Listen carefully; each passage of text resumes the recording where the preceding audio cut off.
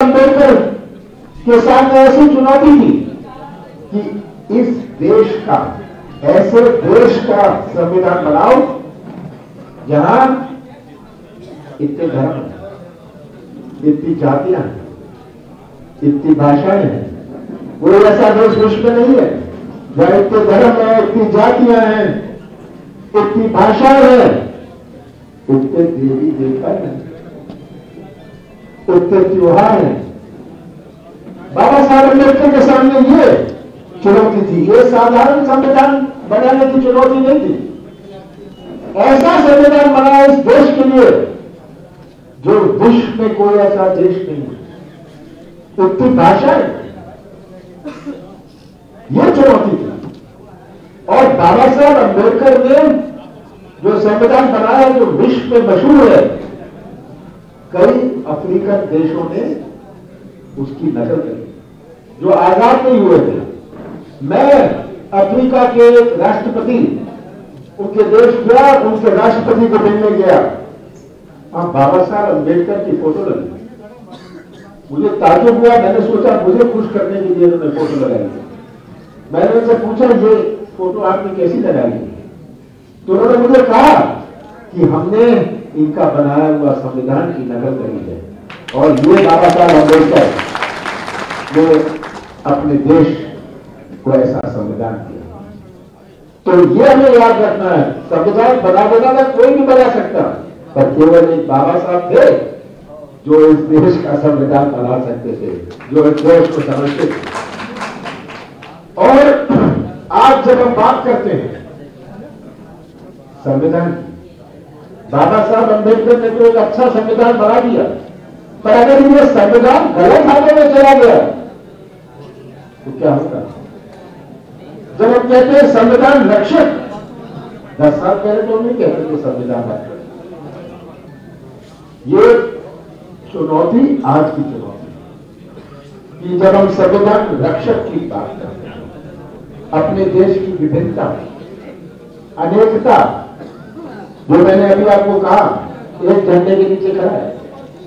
क्यों खड़ा है?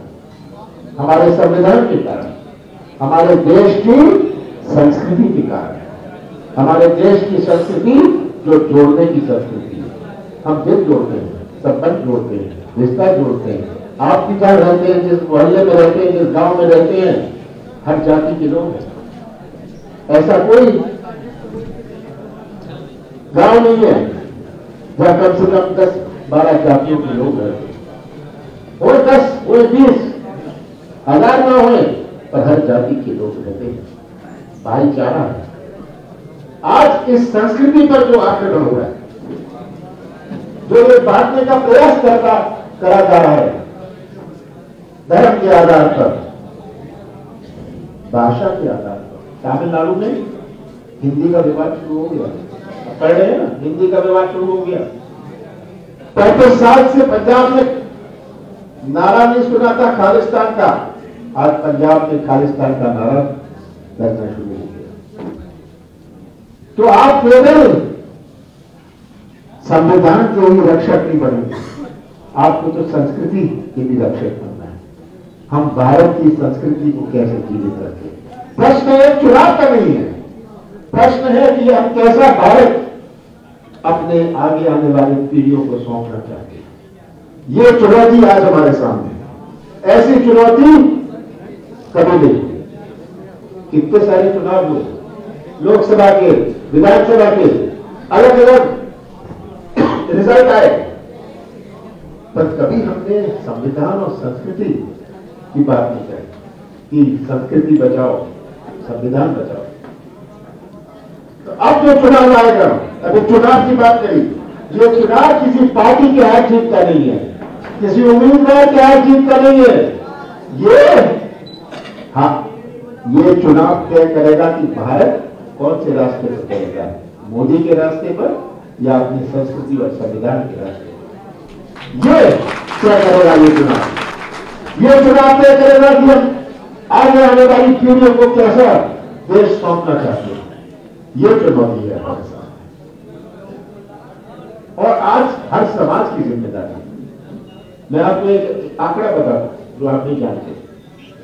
150 सीटें हैं मध्य प्रदेश में, जो हम अनुसूचित जाति और अनुसूचित जनजाति के बगैर जीत सकते हैं। कोई नहीं जीत सकता। 200 सीटें हैं 230 में से। ये कोई खड़ा होकर कह दे, बैठ जाए मेरे साथ, आगे बताता हूं। और यही 150 सीटें पर अनुसूचित जाति जनजाति फैसला करती है। 10% होंगे, कहीं 10% है, तो 12% है, कहीं 5% है, पर निर्धारित है तो उनको रिजर्वेशन है। ये याद रखनी है बात।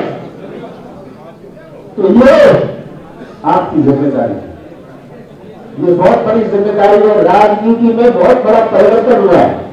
सुन लो जो मंच पर भी बैठे हैं, राजनीति में बहुत बड़ा परिवर्तन हुआ है। ये परिवर्तन आपको समझना है। आज राजनीति बहुत स्थानीय हो गई।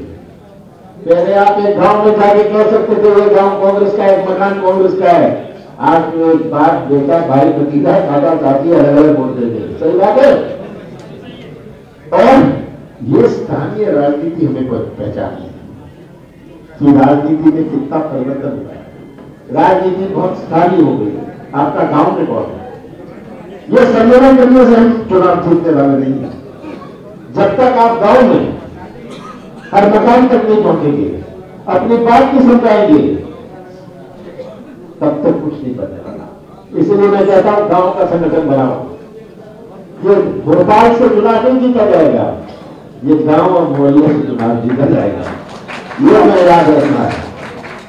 और अभी बात करी राजेश भाई ने छोटी जातियों का, उप जातियों का, ये भी आप समझ लीजिए। अध्ययन करिए कि हमारी जो छोटी छोटी अनुसूचित जातियां हैं, हम सोचते हैं बड़ी जातियों के बारे में बात करेंगे, अनुसूचित जाति की, जाटव समाज की बात करने लग जाए। पर याद रखिएगा कि हमारे यहां कटिया समाज, पासी समाज, डेहरिया समाज, कोली समाज, इनके बगैर कोई चुनाव जीता जाता है? ये छोटी जो जातियां, ये छोटी जातियों, मैं आपको अपनी बात बताऊं, छिंदवाड़ा की, वहां तो सब विधायक कांग्रेस के। डेहरिया समाज जो ग्वालियर चंबल में नहीं जानते, डेहरिया समाज निर्णायक है।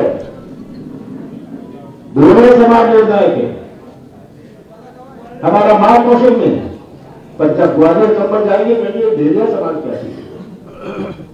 हमारा कोली समाज, मैं ये बात रखना चाहता हूं आपको। कोली समाज का प्रतिनिधि मंडल मुझे मिला, उन्होंने मुझे क्या कहा? उन्होंने कहा आपकी ग्वालियर चंबल में 34 सीटें हैं, ये है 34 सीटें, आप मुझे बता दीजिए कि आप कौन सी सीट जीतते हो बेटा कोली समाज के। बात तो बिल्कुल सही है। जो ग्वालियर चंबल ये जानते हैं बैठे, ग्वालियर चंबल में कोली समाज के बजाय उन्होंने कहा कौन सी सीट जीतते आप। पर कभी उनके बारे में नहीं सोचेंगे, ग्वालियर चंबल का सोचेंगे, जाटव समाज के बारे में सोचेंगे। सही बात है। तो आज इसकी आवश्यकता है कि हम जो उप जातियां इनको भी जोड़ें, आप उनसे संबंध बनाएं और अध्ययन करिए रिजल्ट। इनके समाज से कोई लड़का है तो ये 2-4-5 हजार वोट ले जाते हैं। स्वतंत्र लड़ लेते हैं, 2-4-5 हजार वोट ले जाते हैं। कितना महंगा पड़ता है। और तब हम सोचते हैं हमें परहेज है, भाई ये मेरा विरोधी है, इसके पास मैं नहीं जाऊंगा। याद रखिएगा कि सब 10-20-50 वोट के मालिक हैं। हमें ये बात भूलनी पड़ेगी किसने विरोध किया हमारा। अभी जनपद जिला पंचायत के चुनाव हुए, नगर निकाय के चुनाव हुए, तो ये इसने मेरा विरोध किया, करा होगा, चुनाव था, सब लड़ते हैं। जो हमारे सरपंच जीते, कल सरपंच सम्मेलन था, मैंने ये बात कही, जो सरपंच जीते 30% वोट से जीते, जो जनपद सदस्य जीते 30-35% से जीते, जिला पंचायत सदस्य 30-35 वोट से जीते, बाकी 70% क्या हम भारतीय जनता पार्टी की झोले में डाल दें? उनको भी हमें समझना होगा। ये आज हमें समझना है कि कितना राजनीति में परिवर्तन है। भारतीय जनता पार्टी को तो बड़ा बड़ा संकट मिल गया। जब पंचायती राज का कानून बना, राजनीति लाए, भारतीय जनता पार्टी के पास बूथ में बैठने वाला नहीं होता था। जो बुजुर्ग यहाँ बैठे हैं वो याद रखेंगे, बूथ में बैठने वाला नहीं होता था। पर जब से पंचायती राज सम्मेलन आया, जो जीता सरपंच वो तो कांग्रेसी 30% से जीता, 70% उन्होंने बीजेपी की झोली में डाल दी। उनको बना बनाया सकता है। हमें ये सच्चाई पहचाननी पड़ेगी।